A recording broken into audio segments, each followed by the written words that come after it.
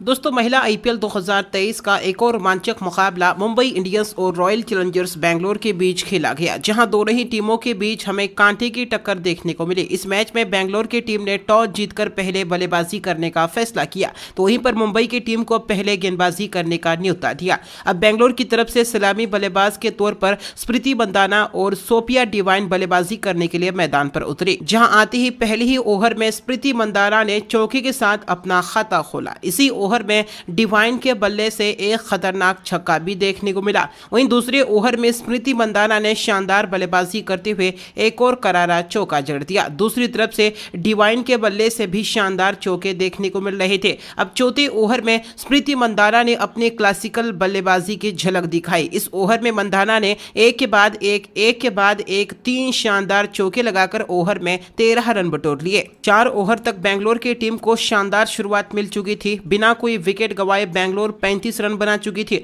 अब 5वें ओवर की पहली गेंद पर डिवाइन के बल्ले से एक और नजाकत भरा शॉट यानी कि चौका देखने को मिलता है, लेकिन अगली ही गेंद पर साइका इशहाक ने बेहतरीन गेंदबाजी करते हुए डिवाइन के रूप में बड़ा विकेट हासिल किया। सलामी बल्लेबाज डिवाइन को कैच आउट करवा दिया। इसके साथ डिवाइन 16 रन बनाकर पवेलियन लौट गई। इसी ओवर में साइका इशहाक ने एक बार फिर से शानदार गेंदबाजी करते हुए नए बल्लेबाज दिशा कैशेट को तो क्लीन बोल्ड कर दिया और उन्हें खाता भी नहीं खोलने दिया। हालांकि इसके बावजूद भी नए बल्लेबाज एलेक्स पेरी ने आते ही अब चौकी के साथ अपना खाता खोला, लेकिन छठा ओवर एक बार फिर से बेंगलोर के लिए काफी डरावना साबित हुआ। इस ओवर में बेंगलोर को 2 बड़े झटके लगे। इस ओवर में मैथ्यूज ने शानदार गेंदबाजी करते हुए पहले तो यहां पर स्मृति मंदाना को वंग के हाथों कैच आउट करवा दिया। कप्तान तो 23 रन बनाकर पवेलियन लौट गए। हालांकि इसके बाद अगली ही गेंद पर मैथ्यूज ने एक बार फिर से शानदार गेंदबाजी करते हुए नाइट को भी क्लीन बोल्ड कर दिया और नाइट तो बिना खाता खोले ही पवेलियन लौट गए। इसके बावजूद भी इसी ओवर में नए बल्लेबाज ऋचा घोष ने आती ही चौकी के साथ अपना खाता खोला।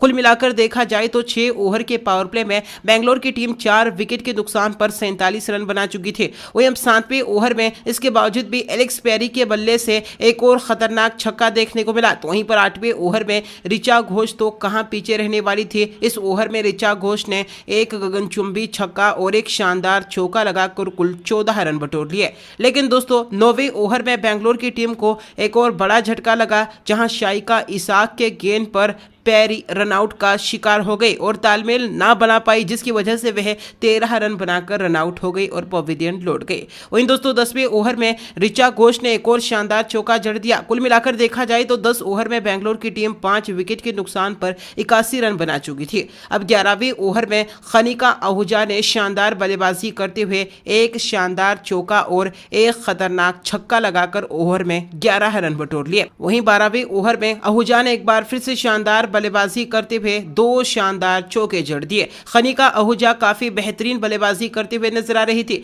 यहां पर बेंगलोर की टीम 100 रनों का आंकड़ा भी पार कर चुकी थी, लेकिन 13वें ओवर में अब वस्त्राकर ने अपनी बेहतरीन गेंदबाजी से कनिका आहूजा के रूप में बड़ा विकेट हासिल किया। उन्हें यास्तिका के हाथों कैच आउट करवा दिया और कनिका आहूजा 22 रन बनाकर पवेलियन लौट गई। लेकिन इसी ओवर में नए बल्लेबाज श्रेयंका पाटिल ने आते ही चौकी के साथ अपना खाता खोल लिया था। जी हां दोस्तों, रन तो बरस रहे थे, लेकिन विकेट भी लगातार गिरते जा रहे थे। 14वें ओवर में मैथ्यूज ने एक बार फिर से शानदार गेंदबाजी करते हुए खतरनाक बल्लेबाज ऋचा घोष को भी कैच आउट करवा दिया और ऋचा घोष भी 28 रन बनाकर पवेलियन लौट गए। वहीं दोस्तों, 15वें ओवर में नए बल्लेबाज कट ने एक शानदार चौका बटोरा। 15 ओवर में बेंगलोर की टीम 7 विकेट के नुकसान पर 123 रन बना चुकी थी। अब बेंगलोर की टीम को बेहतरीन फिनिश की जरूरत थी। ऐसे में 16वें ओवर में श्रेयंका पाटिल ने शानदार बल्लेबाजी करते हुए ओवर में एक के बाद एक 2 शानदार चौके जड़ दिए। वहीं 17वें ओवर में पहले तो श्रेयंका ने एक शानदार चौका जड़ा। इसी ओवर में स्कट के बल्ले से भी एक और खरारा चौका देखने को मिला, लेकिन इसी ओवर की अंतिम गेंद पर साइवर ब्रंट ने शानदार गेंदबाजी करते हुए श्रेयंका पाटिल को भी एलबीडब्ल्यू आउट कर दिया और श्रेयंका पाटिल 23 रन बनाकर पवेलियन लौट गए। इसके बावजूद भी 18वें ओवर में स्कट के बल्ले से एक और शानदार चौका देखने को मिला, लेकिन 19वें ओवर में एमिला खैर ने शानदार गेंदबाजी करते हुए रेणुका सिंह को क्लीन बोल्ड कर दिया। रेणुका सिंह 2 रन बना पाई। इसी ओवर में दोस्तों स्कट भी स्टंप आउट का शिकार हो गई और स्कट भी 20 रन बनाकर पवेलियन लौट गए और इस तरह से दोस्तों बेंगलोर की टीम ने 18.4 ओवर में 155 रन बनाए और ऑल आउट हो गई। इसी के साथ बेंगलोर की टीम ने मुंबई के सामने जीत के लिए 156 रनों का लक्ष्य रखा। वहीं दोस्तों इस लक्ष्य का पीछा करने के लिए मुंबई इंडियंस की तरफ से सलामी बल्लेबाज के तौर पर यास्तिका भाटिया और मैथ्यूज बल्लेबाजी करने के लिए मैदान पर उतरे, जहां पहली ओवर में मैथ्यूज ने चौके के साथ अपना खाता खोला। दूसरे ओवर में यास्तिका ने क्लासिकल बल्लेबाजी करते हुए ओवर में एक के बाद एक 2 शानदार चौके जड़ दिए और तो तीसरे ओवर में मैथ्यूज और यास्तिका दोनों ही खिलाड़ियों के बल्ले से एक बार फिर से 2 करारे चौके देखने को मिले। तो वहीं पर चौथे ओवर में यास्तिका ने भी एक और शानदार चौका जड़ दिया। 4 ओवर तक मुंबई की टीम बिना कोई विकेट गंवाए 34 रन बना चुकी थी। वहीं 5वें ओवर में मैथ्यूज ने विस्फोटक बल्लेबाजी का नजारा पेश किया। पहले तो एक खतरनाक गगनचुंबी छक्का जड़ दिया, तीसरी गेंद पर एक और शानदार चौका जड़ दिया। लेकिन दोस्तों इसी ओवर की आखिरी गेंद पर मुंबई की टीम को पहला बड़ा झटका लगा।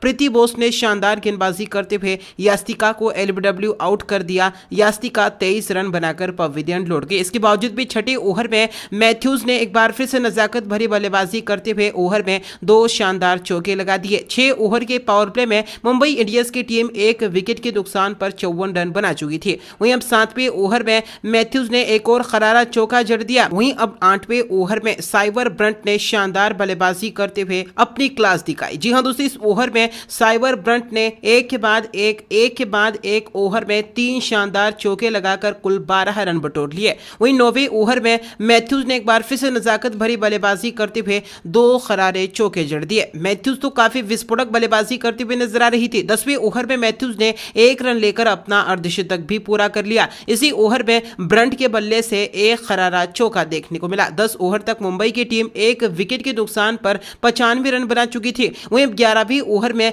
ब्रंट ने नजाकत भरी बल्लेबाजी करते हुए पहले तो एक के बाद एक 2 लगातार चौके जड़ दिए। इसी ओवर में मैथ्यूज के बल्ले से भी एक शानदार चौका देखने को मिला। 11वीं ओवर में मुंबई की टीम ने कुल 15 रन बटोर लिए। वहीं अब 12वीं ओवर में एक बार फिर से दोस्तों ब्रंट के बल्ले से पहले एक शानदार चौका देखने को मिला। इसी ओवर में दोस्तों मैथ्यूज ने विस्फोटक बल्लेबाजी करते हुए 2 शानदार चौके लगा दिए और इस ओवर में भी 15 रन बटोर लिए। जहां 12 ओवर तक मुंबई की टीम 1 विकेट के नुकसान पर 125 रन बना चुकी थी। मैथ्यूज भी काफी विस्फोटक बल्लेबाजी करते हुए नजर आ रही थी। वहीं अब 13वीं ओवर में नेट साइवर ने बेहतरीन बल्लेबाजी करते हुए पहले तो एक शानदार चौका और एक गगनचुंबी छक्का जड़ दिया। इसी ओवर में मैथ्यूज ने भी अपनी आक्रामक बल्लेबाजी का रवैया अपनाया और ओवर में 2 शानदार चौके जड़ दिए और कुल 20